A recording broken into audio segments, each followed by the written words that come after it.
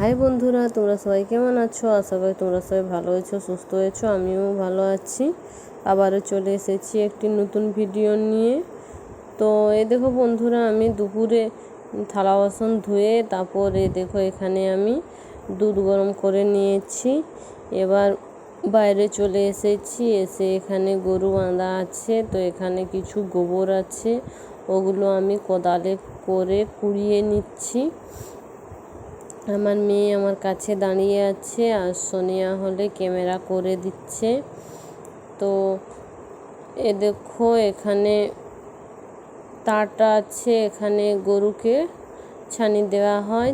তো বন্ধুরা, এখানে আমার গোবর কুড়ানো হয়ে গিয়েছে, এবার আমি এগুলো ফেলে দিতে যাচ্ছি।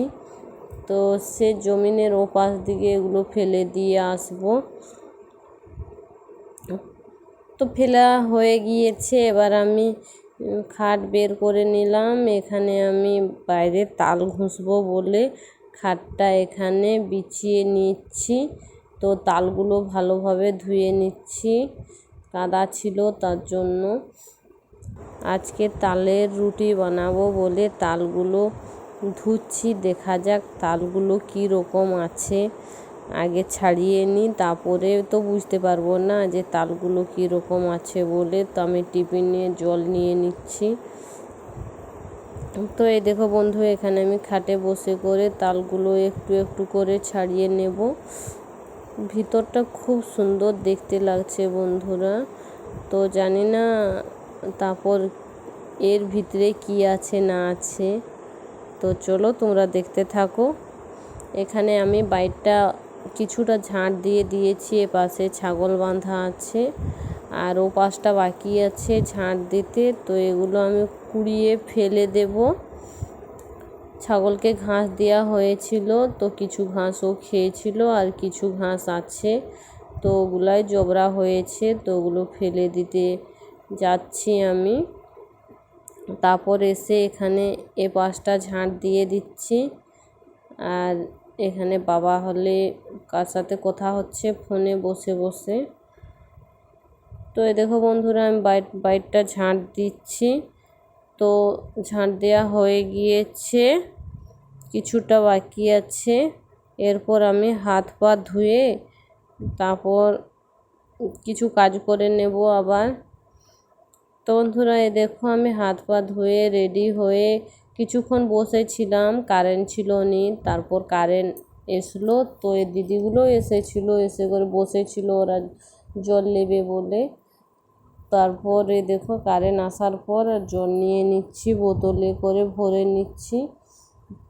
আর এদিকে জমিনটা খুব সুন্দর দেখতে লাগছে, সবুজ লাগছে পুরো সাইডটা।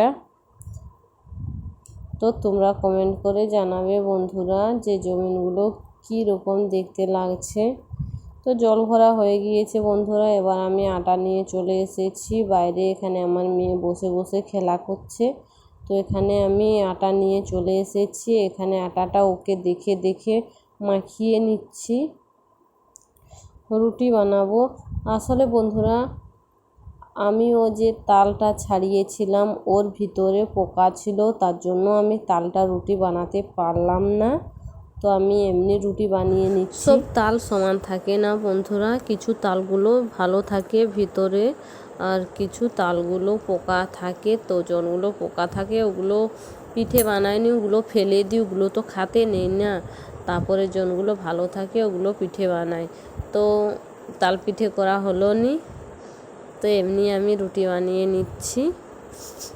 তো দেখো বন্ধুরা কিভাবে রুটিটা ফুলছে, তোমরা কমেন্ট করে জানাবে তোমাদের রুটিগুলো কিভাবে ফুলাও আর আমারটা কিভাবে ফুলছে।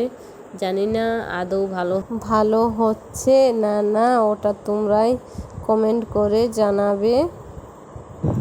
রুটিগুলো অল্প অল্প ফুলছে, আরও ফুলতো, কিন্তু যখন এই যে পাল্টান হচ্ছে তখন ফেটে যাচ্ছে, তার জন্য কিছুগুলো রুটি বানিয়ে নিয়েছি, আরও কিছুগুলো বাকি আছে।